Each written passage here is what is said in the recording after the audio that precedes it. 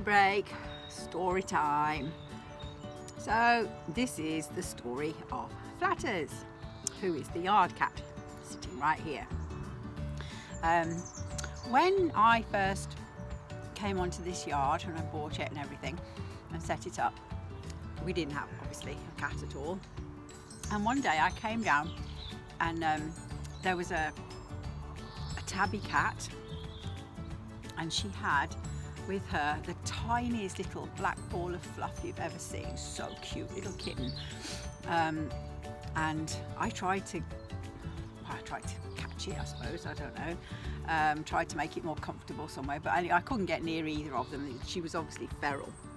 And when I came down the next day, the kitten had completely disappeared, never to be seen again. I have no idea what happened to it. But the cat decided to stay. And she went on to have about 3 litters. This was after we'd already had 2 lots of other cats, rescue cats, and they both, the one just got knocked down on the road. We just found him on the road because we are right by the road. And the other 2, which we had as a pair, one got knocked down on the road, really badly hurt its leg, had to have an operation, had to have it pinned, all that kind of stuff, and said thank you very much by just buggering off, and we never saw them again. They both went, and that was it. So that was really great. But anyway, then along came the tabby with this little black kitten, and she decided to stay even though she lost the kitten, and went on to have 3 more litters, of which I managed to find homes for them all. And then I was beginning to run out of friends who wanted kittens. So we decided to get a spade. So we got a spade, and her gratitude for that was to bugger off down the road to the farm down the road.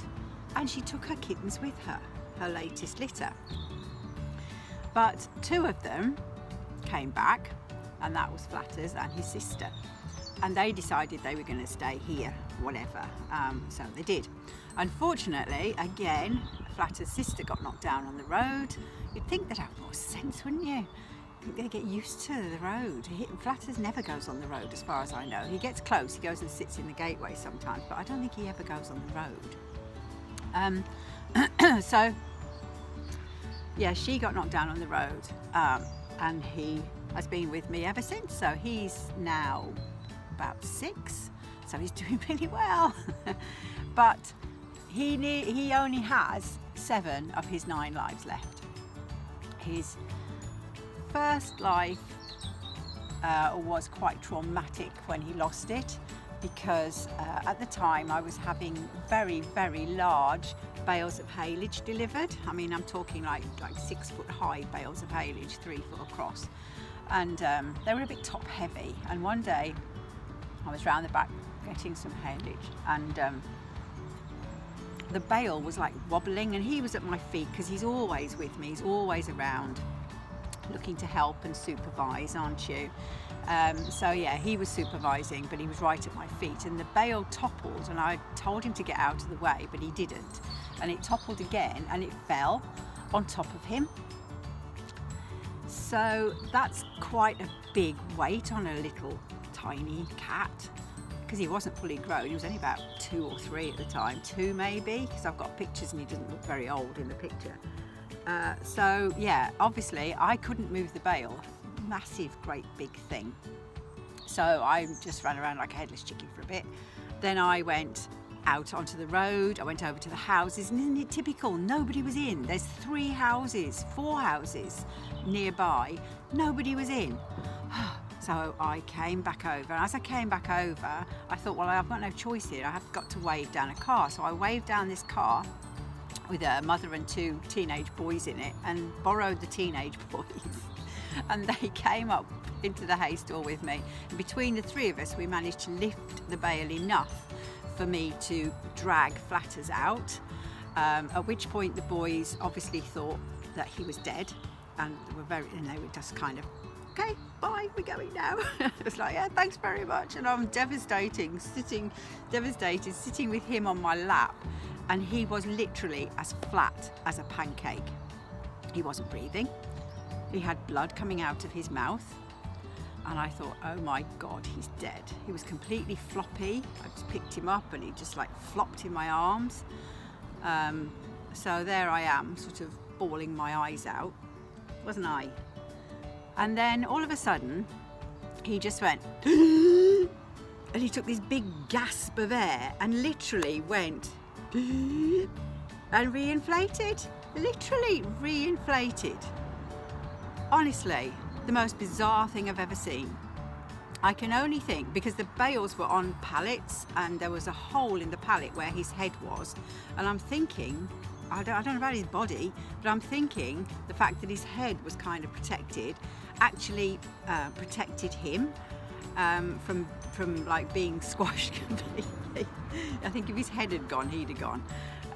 Took him to the vet. The vet's like, it's fine, can't find anything wrong with him. I think he's lost a tooth, but that's probably about the extent of the damage.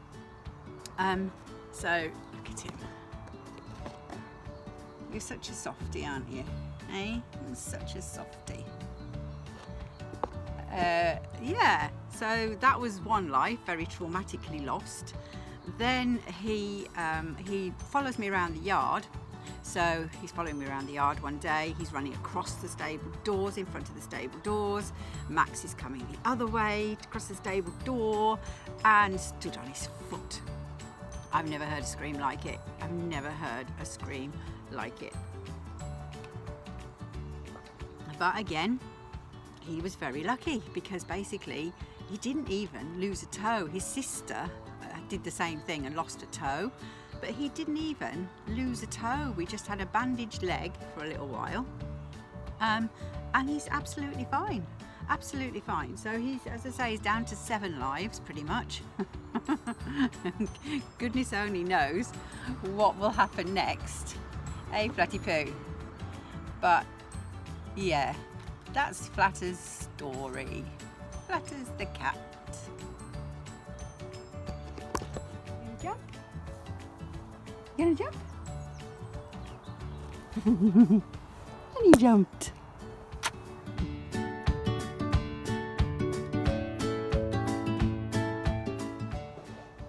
Oh, sorry. Come on. Come on then. Come on. Butters. Hop, hop. Hop, hop. Clever boy.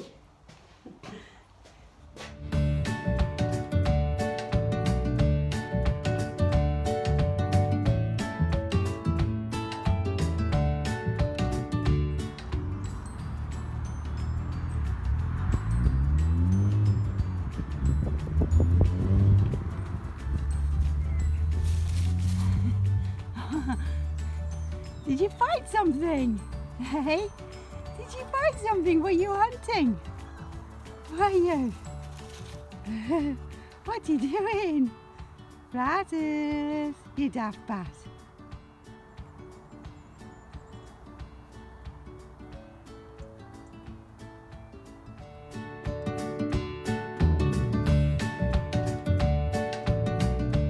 Just to finish, I would say if you're thinking about having a yard cat, do it, because they're great. It doesn't matter whether you get them from a rescue. Well, it's nice if you get them from a rescue, but it doesn't. What I've meant to say is it doesn't matter whether they're feral or tame.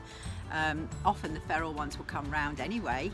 He certainly has, and even their presence seems to deter the rats. He doesn't catch rats. He catches mice. He catches birds, but he doesn't do the rat thing. But definitely worthwhile for the company as much as anything as well. He's really, really good. It's lovely to see them around the yard. And he's going to kill me now, aren't you? Bye for now.